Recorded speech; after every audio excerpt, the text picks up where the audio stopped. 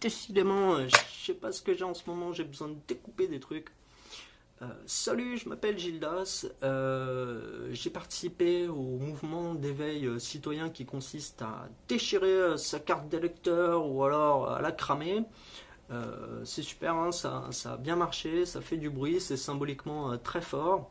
On entend remettre en question le système représentatif tel qu'il est défini actuellement, et ça signifie que on veut participer d'une manière plus active à la gestion, à l'organisation et à la construction de notre société.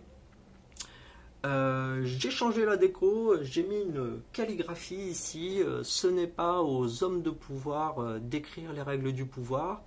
C'est une devise très simple qui part du constat que le pouvoir corrompt, et les hommes au pouvoir ne vont pas eux-mêmes se mettre des limites. C'est donc logiquement à nous, les citoyens, d'écrire cette constitution pour y instaurer la défense de l'intérêt général par rapport aux intérêts particuliers. À ce sujet-là, moi je fais partie d'un mouvement qui s'appelle les Gentivirus. Je vais mettre un lien dans la vidéo, dans la description de la vidéo, vers un site internet. Ce site internet, c'est lemessage.org. Vous allez pouvoir y découvrir des informations sur l'arnaque du système représentatif, et également des solutions qui sont communes à des citoyens qui veulent établir une démocratie, hein, le référendum d'initiative citoyenne, le mandat impératif, la révocabilité en cas d'élection, voilà, tout un tas d'autres mécanismes qu'il est important de connaître.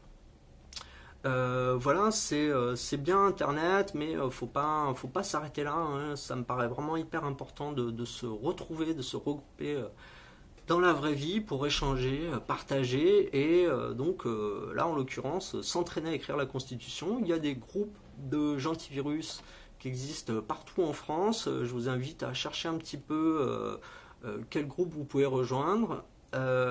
C'est hyper important de se regrouper tout simplement pour vraiment avoir un lien direct entre nous. Moi par exemple je fais partie également d'un autre mouvement qui s'appelle la coordination des intermittents et des précaires. On tente de défendre le système de solidarité interprofessionnelle, et donc on s'est mobilisé l'année dernière, et alors c'est assez étonnant, hein, quasiment personne n'en a parlé, mais pourtant grâce à notre mobilisation avec d'autres associations, on a porté un recours au Conseil d'État qui a annulé la convention d'assurance chômage, parce que voilà, il y a des abus, c'est très mal fait, et donc voilà, ça prouve que en se regroupant, ça marche, hein, ça fonctionne, il y a des effets. Voilà, hein, rejoignez j'ai envie de dire n'importe quel groupe de citoyens. Ça fait avancer les choses, et voilà, on peut pas s'arrêter juste au partage sur internet. Allez, restez cool, à plus.